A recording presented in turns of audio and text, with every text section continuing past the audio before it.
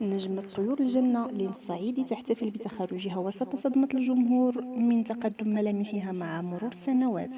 حيث احتفلت لين الصعيدي نجمة طيور الجنة بتخرجها مرتدية بدلة التخرج رفقة والدها منشد طيور الجنة عمر الصعيدي، الأمر الذي دفع الجمهور للتعبير عن صدمته بانقضاء الوقت سريعا.